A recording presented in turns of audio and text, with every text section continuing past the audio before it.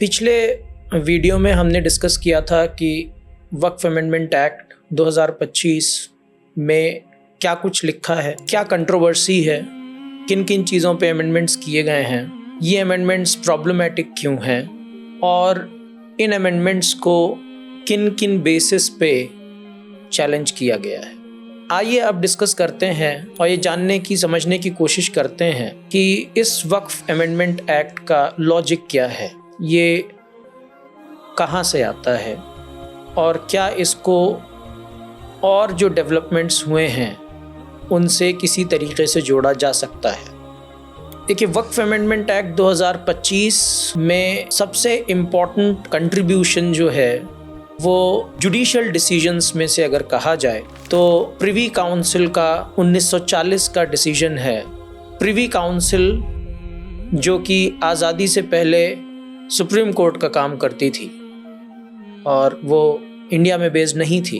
Privy council का 1940 का decision है मस्जिद शाहिदगंज वर्सेस गुरुद्वारा प्रबंधक कमेटी। ये एक ऐसा केस है जिसमें एक मस्जिद थी, वो बहुत ज़्यादा यूज़ में नहीं थी और उस मस्जिद को सिख कम्युनिटी के लोगों ने यूज़ करना स्टार्ट किया था। उन्होंने वहाँ पे अपने रिलीजियस जो उनके रिचुअल्स हैं वो स्टार्ट किए थे और उस चीज़ को उन्होंने काफ़ी टाइम तक किया। उसके बाद एक केस फाइल हुआ लाहौर हाई कोर्ट में। 1938 का डिसीजन है लाहौर हाई कोर्ट का, जो 1940 में प्रिवी काउंसिल का डिसीजन बनता है। लाहौर हाई कोर्ट ने के सामने ये कहा गया कि क्योंकि ये मस्जिद थी और मस्जिद वक्फ होती है इसलिए इसकी जगह कुछ और नहीं हो सकता, इसीलिए यहाँ पे गुरुद्वारा नहीं बन सकता। ये एक आर्ग्यूमेंट था। लाहौर हाई कोर्ट में उस वक्त जो जज हजरात थे उन्होंने ये डिसीजन दिया कि भले आप ये कहें कि मस्जिद वक्फ की ज़मीन है, लेकिन मस्जिद एक इमूवेबल प्रॉपर्टी है और वो इमूवेबल प्रॉपर्टी जो है वो ज़मीन से अटैच्ड है। अगर आपका पोजेशन उस ज़मीन से या कंट्रोल उस ज़मीन से ख़त्म होता है तो आप उस जगह को भी एक्सेस नहीं कर पाएंगे, और क्योंकि आपका पोजेशन वहाँ पे नहीं था तो आपका ये क्लेम करना कि ये मस्जिद अभी भी है ये स्टैंड नहीं करता, इसको एक्सेप्ट नहीं किया जा सकता।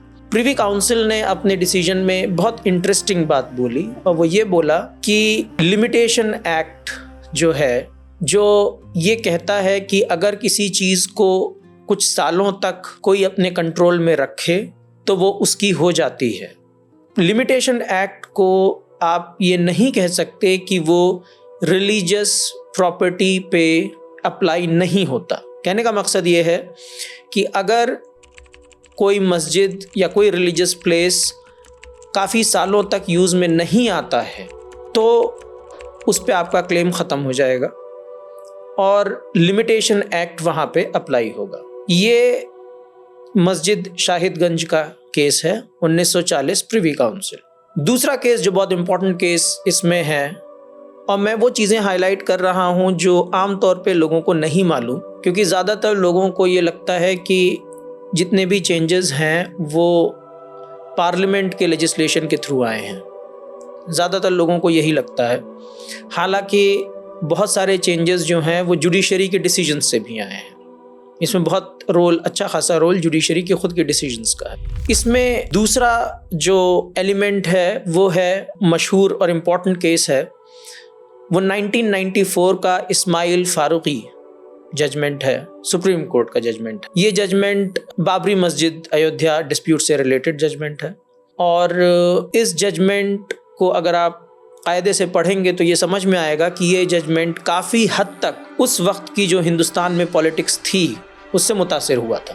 मैं आपको एक बैकग्राउंड दे देता हूँ। 1992 में बाबरी मस्जिद डिमोलिशन होता है और हिंदुस्तान के कई इलाकों में दंगे होते हैं और वो डिमोलिशन जो है वो एक मूवमेंट के थ्रू होता है जिसको लीड करते हैं उस वक्त के BJP leader mister Lal Krishna Advani.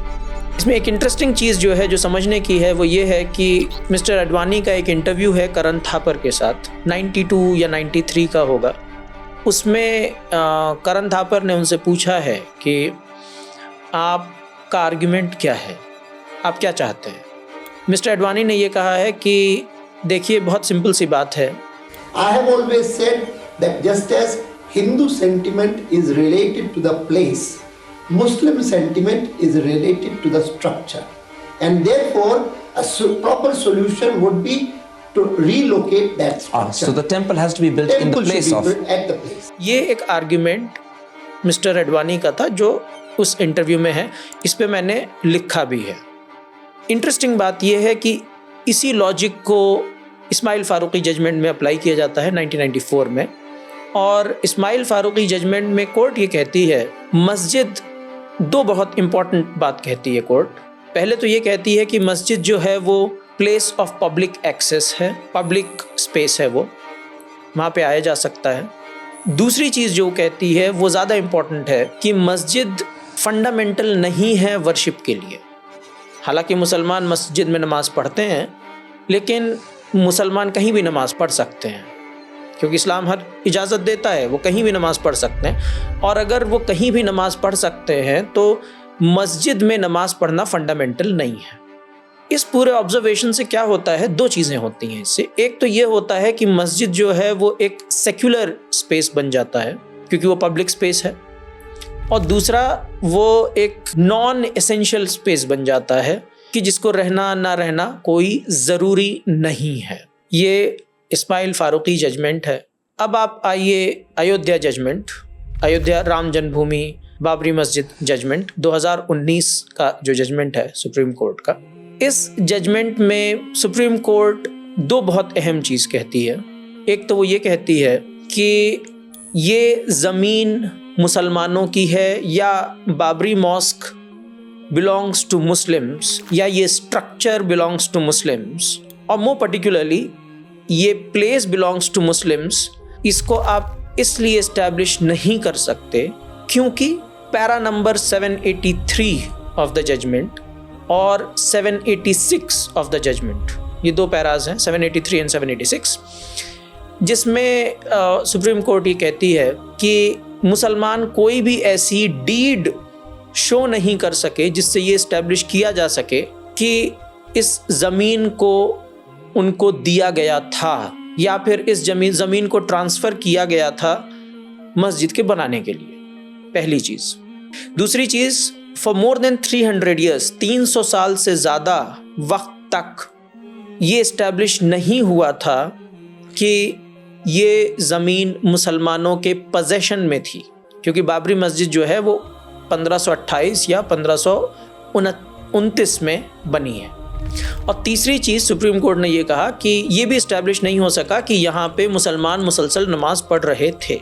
ये तीन आर्ग्यूमेंट जो सुप्रीम कोर्ट ने एक्सेप्ट किए या कहे, ये बहुत इंटरेस्टिंग है क्योंकि पब्लिक मेमोरी में, लोगों की मेमोरी में, लोगों की समझ में वो बाबरी मस्जिद थी ऑलरेडी, लेकिन फिर भी सुप्रीम कोर्ट ने ये तीन आर्ग्यूमेंट दिए, और इन तीन आर्ग्यूमेंट की बेसिस पे उन्होंने ये कहा कि यहाँ पे हिंदू क्लेम इस्टेब्लिश किया जा सकता है क्योंकि हिंदूज़ ने मुसलसल तकरीबन 100 साल से ज़्यादा से इस पे अपना क्लेम बताया है, और वो मुसलसल किया है, इसलिए ये प्लेस जो है वो हिंदुओं को बिलोंग करता है, और हिंदू वहाँ से डिस्पोजेस किए गए थे, हटाए गए थे, इसलिए ये प्लेस हिंदुओं को दे दिया जाए।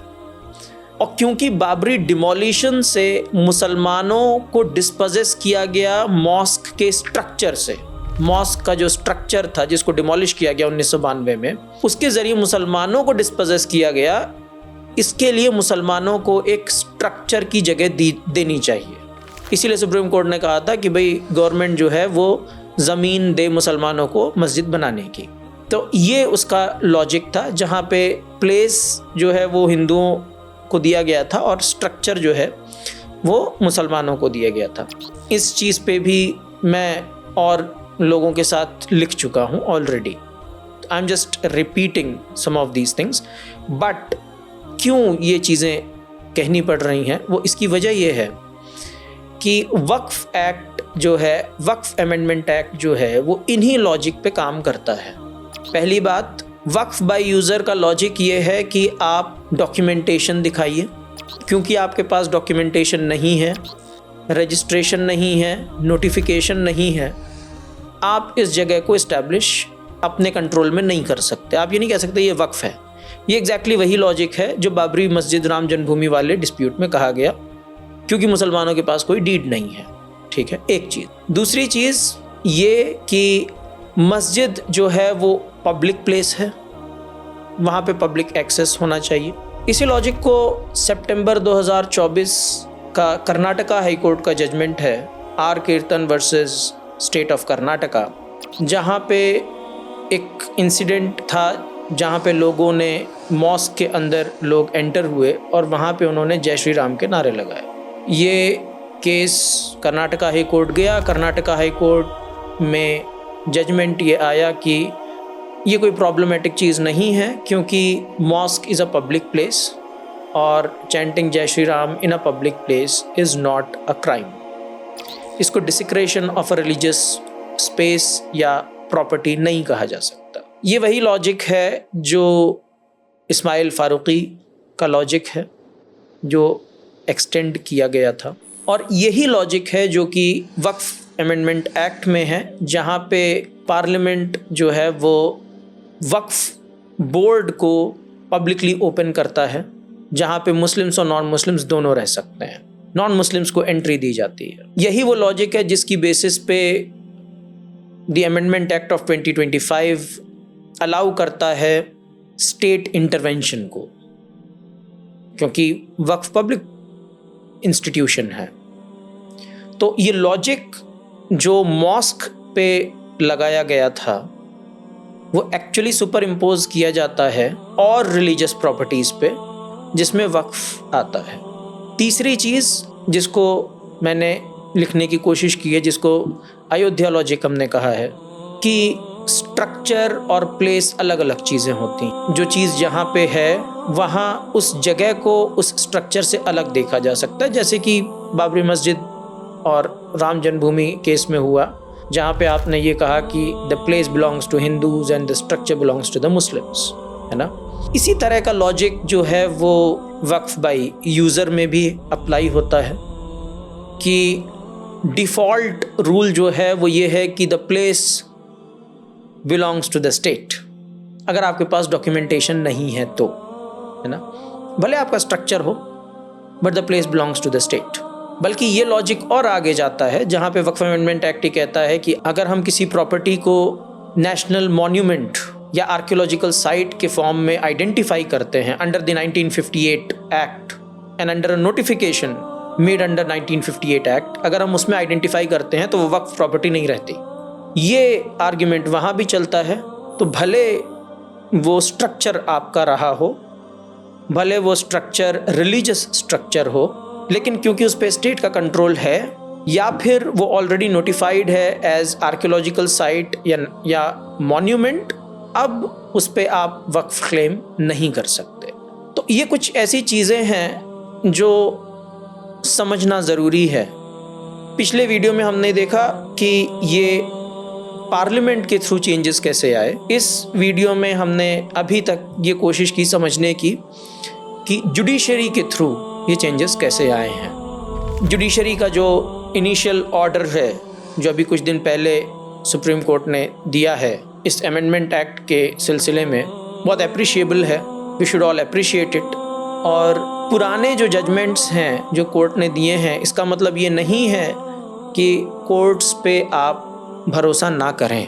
आपको कोर्ट्स पे भरोसा करना चाहिए, लेकिन आपको ये भी जानना चाहिए कि कोर्ट्स में किस तरीके के आर्ग्यूमेंट्स होने चाहिए या कोर्ट्स ने किस तरीके के आर्ग्यूमेंट्स किए हैं पहले, ये जानना ज़रूरी है। क्योंकि एक डेमोक्रेटिक सिस्टम में सिटीजनरी को इन्फॉर्म्ड सिटीजनरी होना बहुत ज़रूरी है, तभी डिसीजंस लिए जा सकते हैं, तभी चॉइसेस की जा सकती हैं। ये तो हो गई अमेंडमेंट एक्ट, वक्फ अमेंडमेंट एक्ट 2025 के सिलसिले से बात। क्या प्रॉब्लम्स हैं, क्या इश्यूज़ हैं, कहाँ से आए हैं, क्या बैकग्राउंड है, इसको हम थ्योराइज़ कैसे कर सकते हैं, ये हम डिस्कस कर चुके हैं। अब आगे बढ़ते हैं कि इससे आगे क्या। एक शहरी, हिंदुस्तानी शहरी होने के लिहाज से, एन इंडियन सिटीज़न की कैपेसिटी में, या as a Muslim, as an Indian Muslim की कैपेसिटी में क्या करना चाहिए लोगों को, और इस पूरे डेवलपमेंट को किस तरीके से देखना चाहिए। देखिए, एक चीज़ तो बहुत इम्पॉर्टेंट है और वो ये कि लोगों को अपने हुकूक या अपने राइट्स के बारे में नॉलेज होनी चाहिए। तो आपका हक सिर्फ ये नहीं है कि आप चीज़ों से डिसएग्री करें, आपका हक ये भी है कि आप चीज़ों को जानें, आपको पता चले कि चीज़ें हैं क्या। और आपका हक सिर्फ ये नहीं है कि आप डिसएग्रीमेंट करने के लिए सिर्फ एक ही तरीक़ा अपनाएं, जो कि आप ये कहें कि साहब सड़क पे उतरना है। ऐसा नहीं है, बहुत तरह के डिसएग्रीमेंट्स होते हैं। कोर्ट में जो केस को फाइल किया जाता है वो भी डिसएग्रीमेंट है, वो एक लीगल प्रोसेस है। अगर किसी एक्ट, किसी लॉ या किसी डिसीजन से आप खुश नहीं हैं तो आप उसको चैलेंज करते हैं। अगर डिसीजन सुप्रीम कोर्ट से आया है और आप फिर भी खुश नहीं हैं तो आप उसके रिवीजन के लिए फ़ाइल करते हैं। अगर उस डिसीजन में आपको कुछ गैप लगता है तो आप एक क्यूरेटिव पिटीशन डालते हैं, है ना। तो ये अपना एक तरीक़ा है डिसएग्रीमेंट शो करने का और चीज़ों को कंटेस्ट करने का, जो लीगल तरीक़ा है। दूसरा तरीक़ा जो है वो आम शहरी होने के तौर पे वो तरीक़ा है डिसएग्रीमेंट थ्रू डिस्कोर्स के थ्रू डिसएग्रीमेंट होता है। डिसएग्रीमेंट अपने आप में वायलेंस नहीं होता, डिसएग्रीमेंट को वायलेंस नहीं कहा जाता। वायलेंस को फिज़िकल जब तक ना हो तब तक वायलेंस नहीं कहना चाहिए, ख़ास तौर पे जब तक कि वो सिटीजन्स के थ्रू आ रहा है, क्योंकि स्टेट और सिटीज़न की रिलेशनशिप में स्टेट ज़्यादा पावरफुल होता है। तो स्टेट वायलेंस कई तरह से कर सकता है, नैरेटिव बिल्ड करके कर सकता है, फोर्स यूज़ करके कर सकता है, परसिक्यूट करके कर सकता है, मार्जिनलाइज करके कर सकता है, ठीक है। लेकिन सिटीजन्स के पास ये पावर नहीं होती, तो सिटीजन्स के डिसएग्रीमेंट को वायलेंस नहीं समझना चाहिए, है ना। पहली चीज़ तो ये है। दूसरी चीज़ ये है कि सिटीजन्स के रिप्रेजेंटेशन को भी वायलेंस नहीं समझना चाहिए। Representation by the citizens, protest by the citizens is also not a violence, a form of violence, ठीक है। हाँ, लेकिन physical violence is bad in all the senses. तो ये ज़रूरी है कि आप इन्फॉर्म्ड सिटीज़न बने, चीज़ों को समझने की कोशिश करें। जो लोग चीज़ों को नहीं जानते वो उनसे पूछें जिनको चीज़ें मालूम हैं। ये इस्लाम का प्रिंसिपल भी है कि ask people who know about the matter, है ना। ये एक फंडामेंटल प्रिंसिपल है रिलीजन का। दूसरा फंडामेंटल प्रिंसिपल इस्लाम का ये है कि अगर आपको नहीं मालूम तो खामोश रहिए, ठीक है। आप जब तक आपके पास कंप्लीट नॉलेज या क्लियर नॉलेज ना हो आप उसको आगे डिसेमिनेट मत कीजिए।